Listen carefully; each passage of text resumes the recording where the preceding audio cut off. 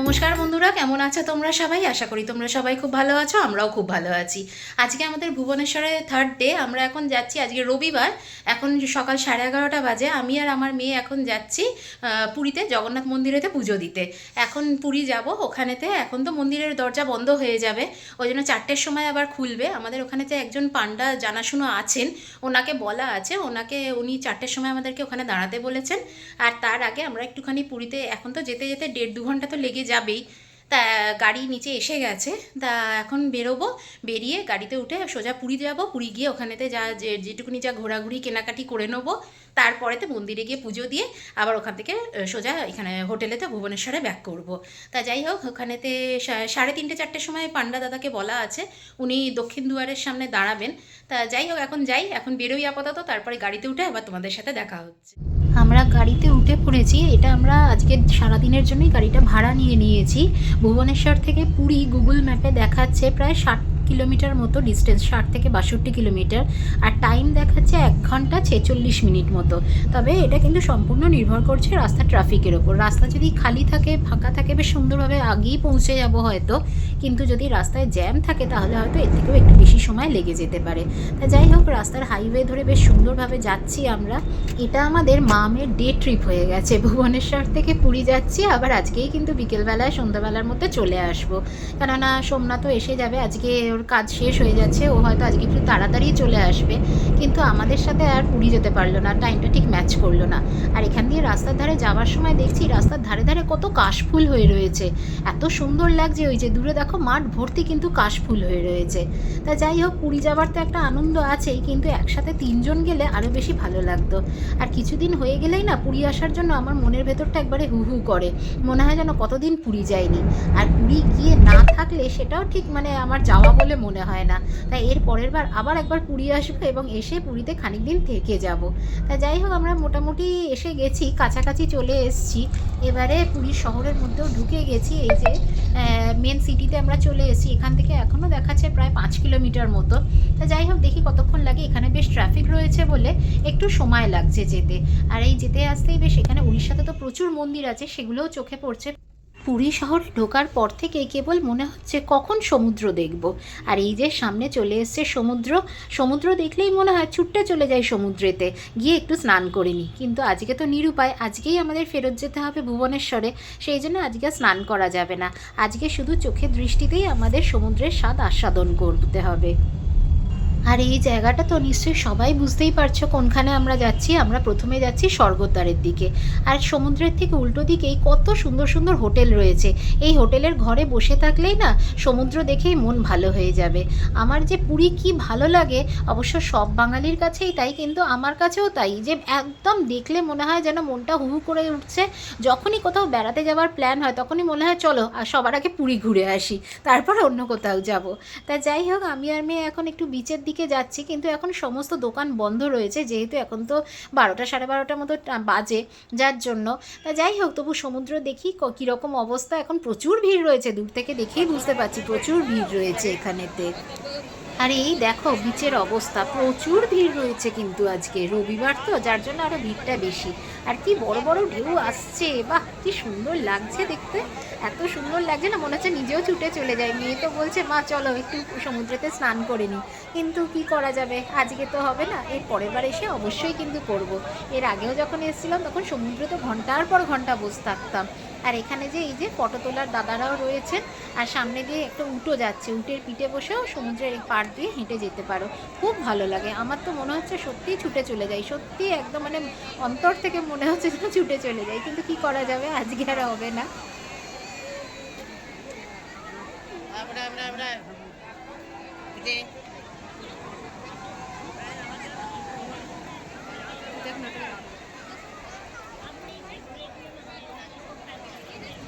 সমুদ্রের ধারে দাঁড়িয়ে দাঁড়িয়ে কখন যে খানিকক্ষণ সময় কেটে গেছে বুঝতেই পারিনি। এবারে বেলাও হয়ে গেছে, এখন প্রায় বাজে 1:30। তা মেয়ের খুব খিদে পেয়ে গেছে, কারণ ও সকালবেলা সে কখন ব্রেকফাস্ট করেছে, আর সেরমভাবে কিছু খায়ও নি, ক্লাস ছিল বলে। আর পুজো দেবো বলে আজকে নিরামিষ খেয়েছি আমরা। তাই এখন একটু কস্তুরিতে কিছু নিরামিষ ওকে খাইয়ে দিই, তারপরে মন্দিরে যাব। খাওয়া হয়ে গেছে। এই যে সামনে স্বর্গদ্বারের সামনে আমরা এখন রয়েছি। এখান থেকে একটু খাজা কিনবো। এখানে এখন মেঘলা রয়েছে, বেশি রোদ নেই সেরকম। এখান থেকে আমরা খাজা কিনতে যাব, দেখি কোন দোকানটা। এই যে এখন রয়েছি আমরা হোটেল সিগালের সামনে। এখানে একটু শাড়ি টাড়ি দেখবো, যদি কিছু ভালো শাড়ি পাওয়া যায় ইকত প্রিন্টের সেরকমও দেখবো। আর তারপরেতে দেখবো যে ওই খাজা কিনবো, খাজা কিনতে যাব। এই যে স্বর্গদ্বার সামনেই ওই যে চৈতন্যদেব মহাপ্রভুর মূর্তি রয়েছে, এখান দিয়ে আমরা এই দিকে ঢুকবো। এই রাস্তাটা দিয়ে সোজা এই দিকটায় ঢুকে যাব।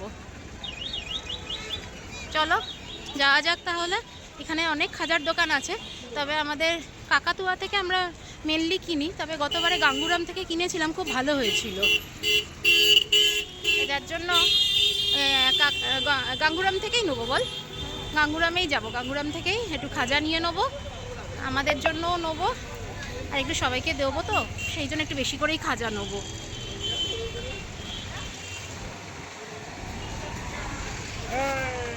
এই যে গাঙ্গুরাম সুইটস, আর উল্টো দিকে আছে হ্যান্ডলুম গার্ডেন। এই গাঙ্গুরাম থেকেই নেবো। দেখি এই গাঙ্গুরাম আরেকটাও ছিল তো, সেটা কোথায় গেল? সামনের দিকে দেখি, চ ওদিকে চ একটু দেখি।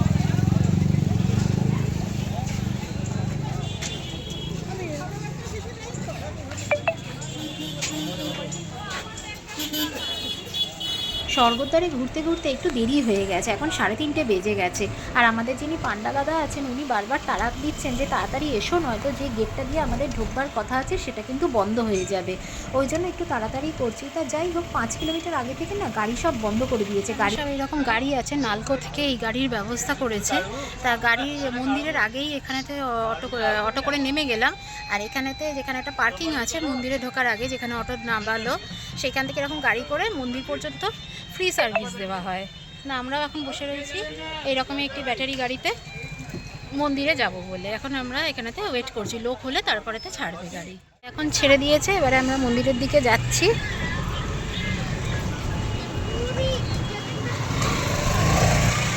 এখানে এই সার্ভিসটা কিন্তু ফ্রি, এখানেতে এই সার্ভিসটা এখান থেকে ফ্রি দিচ্ছে, নালকো থেকে করেছে এই সার্ভিসটা, ফ্রি সার্ভিস। মন্দিরের ভেতর তো ফোন অ্যালাউ নয়, ওই জন্য আমি ফোন নিয়ে যেতে পারবো না। মন্দিরের বাইরে অব্দি যেটি দেখতে পাবো তোমাদের সাথেও সেটা শেয়ার করব আমি। আমাদের ব্যাটারি গাড়ি প্রায় মন্দির থেকে 2 কিলোমিটার দূরে নামিয়ে দিয়েছে। এরপর আমাদের দক্ষিণ দুয়ারে যেতে গেলে অনেকটা হাঁটতে হবে, তাই এবার ভিড় ঠেলে ওইদিকে তাড়াতাড়ি যেতে হবে, নয়তো মন্দিরের দরজা যদি বন্ধ হয়ে যায় তাহলে দর্শন পাবো না। খুব ভালোভাবে দর্শন হয়ে গেছে। যদি জেনারেল লাইনে দাঁড়িয়ে আমরা পুজো দিতাম তাহলে আজকে রাত্রির 12টা কি কালকে সকালে হয়ে যেতে পারতো, এত ভিড়। কেননা এখন তো গঙ্গাসাগর সামনে রয়েছে, তারপরেতে মকর সংক্রান্তি আছে, এখন ফেব্রুয়ারি পর্যন্ত এরকম ভিড় চলবে। তা যাই হোক, আমরা আমাদের ওই যে পান্ডা দাদা ছিলেন বলে ওনার দৌলতে একদম মানে খুব ভালোভাবে দর্শন হয়ে গেছে। এবং মানে এত তাড়াতাড়ি যে হবে আমি ভাবতে পারিনি। এই 1-1.5 ঘন্টার মধ্যে আমাদের সমস্ত হয়ে গেছে। পুজোর প্রসাদও পেয়ে গেছি। এই যে মন্দির,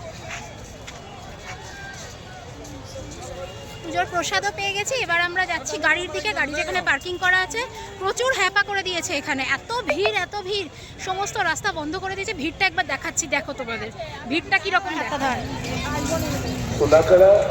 দেখো শুধু ভিড়টা দেখো। আমি কতক্ষণ দেখাতে পারবো জানি না, কেন এত ধাক্কাধাক্কি হচ্ছে এখানে। ফোনটা সাবধান, ফোন হাত থেকে পড়ে যেতে পারে যে কোনো সময়, এত ধাক্কাধাক্কি হচ্ছে এখানে। ওই দিক দিয়ে বেরোতে হবে।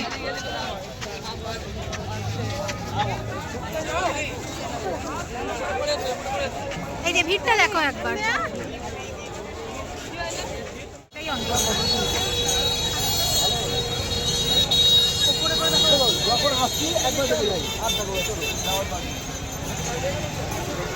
ওই যে ওই দূরে যেখানে প্যান্ডেল টাঙিয়েছে ওইখানেতে পুরো লাইন শুরু, ওখান থেকে লাইন সোজা চলে গেছে মন্দিরের দিকে। এই যে এই লাইন যাচ্ছে, সোজা লাইন যাচ্ছে। এই রকম একটা লাইন নয়, এরকম 3-4টে লাইন আছে। এবং এই সোজা গিয়ে নয়, আরও বেঁকে বেঁকে বেঁকে বেঁকে অনেকভাবে ভেতরে ঢুকেছে। এখানে যদি দাঁড়াতাম তাহলে কাল ভোর হয়ে যেত আমার দর্শন করতে। এইখান থেকে এইরকম লাইন করে দেওয়া হয়েছে, রেলিং করে দেওয়া হয়েছে। এইখান থেকে ধীরে ধীরে ধীরে ধীরে লাইন রয়েছে। ওই যে আগে ওখানেতে এই যে সব লাইনে দাঁড়িয়ে রয়েছে। আর এখানেতেই বিভিন্ন পুলিশ রয়েছেন, আর এখানেতে বিভিন্ন স্টল করা হয়েছে। ওখানে জুতো চটি সব খুলে রেখে তারপরেতে এই লাইনে ঢুকতে হচ্ছে, নয়তো জুতো মোবাইল সমস্ত কিছু এখানে জমা রাখতে হচ্ছে। তবে নিজের দায়িত্বে নিজের সব কিছু করতে হবে, কেননা এই ভিড়ের মধ্যে কোথায় কি হবে কেউ কিছু বলতে পারবে না। আমরা গাড়িতে উঠে পড়েছি খানিকক্ষণ আগেই, এখন বেশ অন্ধকারও হয়ে গেছে, এখন বাজে প্রায় 6:30। তা যাই হোক, এবারে তো হোটেলে ফেরার পালা। পুরীর থেকে চলে যাচ্ছি, মনটাই খারাপ হয়ে যাচ্ছে, সেই পুরীর মজাটাই নিতে পারলাম না এবারেতে। যাই হোক, সোমনাথও ওদিকে এসে গেছে। সোমনাথকে বলেছি আমি গিয়ে 1 কাপ চা খাবো, তুমি একটু চা করে দেবে, কেননা ভীষণ মাথাটা ধরে গেছে, এতক্ষণ গাড়ি জার্নি করা অনেক দিন অভ্যাস নেই তো, ওই জন্য মাথাটা ধরে গেছে। তা যাই হোক, চলো এবারেতে হোটেলে ফেরা যাক। হোটেলে ঢুকে ফ্রেশ হয়ে আগে সোমনাথের হাতের বানানো 1 কাপ চা খাবো, মাথা ধরে গেছে, সকাল থেকে সেই গাড়ির জার্নির অনেক দিন অভ্যাস নেই তো। এই জাস্ট এলাম, এসে ফ্রেশ হয়ে বসলাম। সোমনাথ আমার জন্য একটু চা করছে। হোটেলে এসে ওর এই চাটা আমার ভীষণ ভালো লাগে, ও বেশ সুন্দর করে চা করে দেয়, ওই চায়ের যে টি ব্যাগগুলো দিয়ে সুন্দর করে বেশ চা করে দেয়, ওই জন্য আমি এখানেতে অপেক্ষা করছি, ও চাটা খাবো, আর একটু ফ্রেশ হবো। সেই সকালবেলা বেরিয়েছি, সকালবেলা 11:30টার সময় বেরিয়েছি, গাড়িতে উঠেছি, এখন পৌঁছলাম, এখন বাজে প্রায় 7:30 পৌনে 8টা হবে না গো? কটা বাজে? এখন বাজে 8টা বাজে, ওই পৌনে 8টার মধ্যে।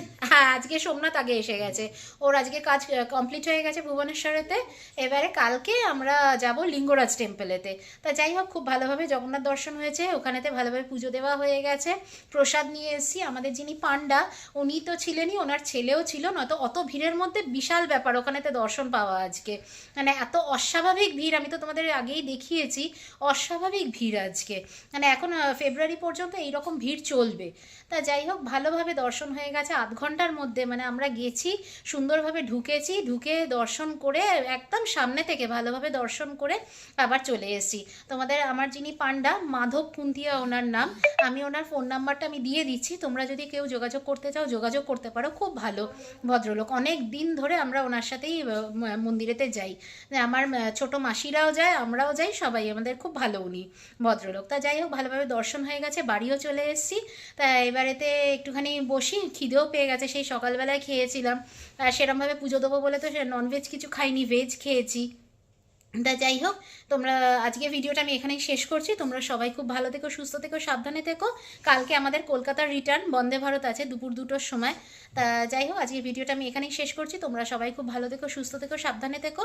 আবার একটা নেক্সট ভিডিওতে তোমাদের সাথে দেখা হচ্ছে খুব তাড়াতাড়ি। আজকের মতো এখানেই শেষ করলাম।